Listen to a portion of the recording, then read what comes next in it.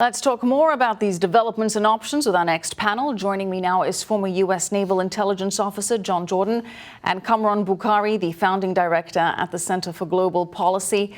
John, I'd like to start with you and get your reaction to this news that the Pentagon is now going to be deploying some U.S. forces to the Middle East after the attack on those Saudi oil facilities. What do you make of the move? Well, the president and our allies in the region, including Saudi Arabia and the UAE, want to upgrade their ability to defend against follow-on either drone attacks or missile attacks. These units being sent in are missile batteries and are defensive in nature, designed to preclude or prevent any sort of similar attack like what we saw in Saudi Arabia. These are not offensive forces, and that's why they were invited in by the UAE. John, in terms of protecting against those attacks, I mean, we're getting more threats from Hezbollah's leader, Nasrallah. Of course, Hezbollah is an Iranian terrorist proxy. And he's saying that nothing is going to help Saudi Arabia against those drones. He says that Iran would destroy Saudi Arabia in any war and that the new Saudi air defense systems aren't really going to do anything because of the way those suicide drones, if you will, operate. What do you say to that? Well, they can say all they want. By upgrading those air defenses in and around in the UAE and Saudi Arabia, you're making the Hezbollah or Iranian task much harder.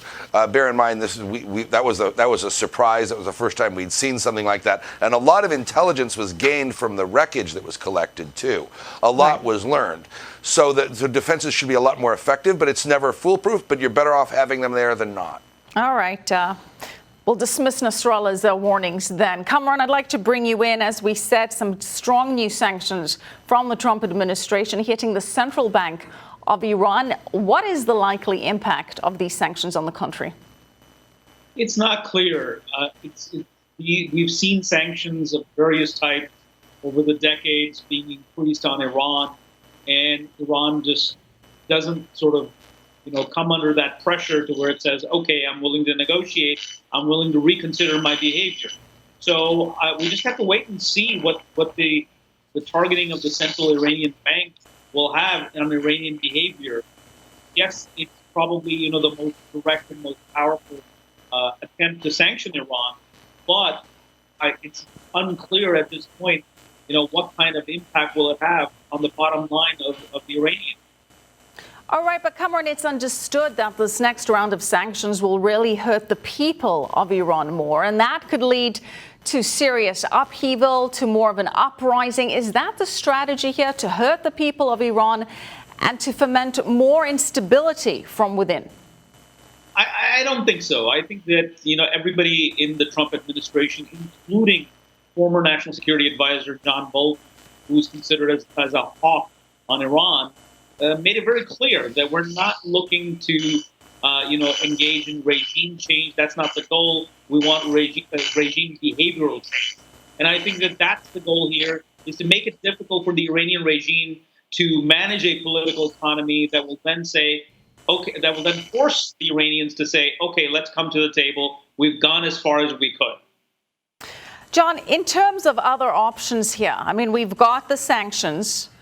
Is a cyber attack something more covert, something that the Pentagon is probably looking at in terms of retaliation? Absolutely, Michelle. Conflict exists today. It's a multidimensional. There's the economic portion, there's information warfare, and there's kinetic action. In this case, cyber attacks, more cyber attacks are very possible in our ongoing conflict with Iran.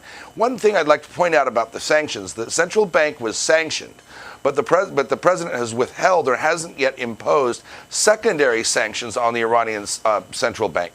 And those are important because those punish those entities or bar entities that do business with the Iranians or prevent them or basically force them to choose between doing business with Iran or doing business with us. That is the one lever that the president still has in his toolbox to impose on the Iranians. Now, John, with more sanctions, Iran will most likely lash out more, keeping in mind that Tehran wants to escalate this to a point where the U.S. responds somehow, because Iran wants to create more global panic so that it can then extort more from the Europeans.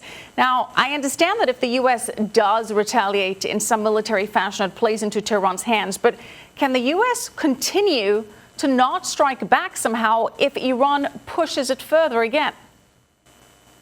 Absolutely, we can. Keep in mind that Iran attacked Saudi Arabia. It did not attack the U.S. or U.S. assets.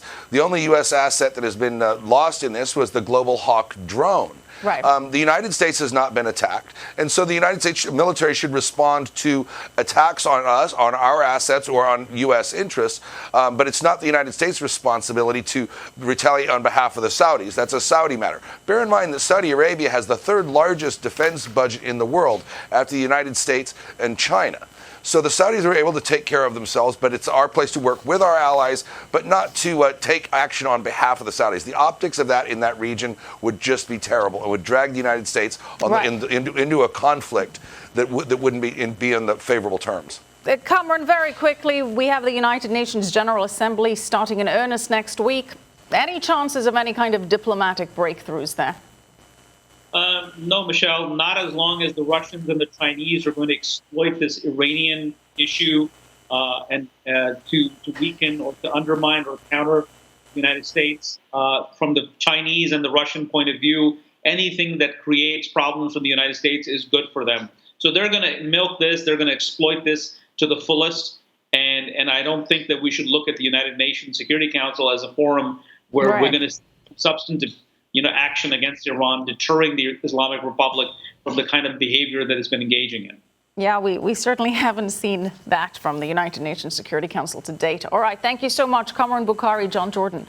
Appreciate it.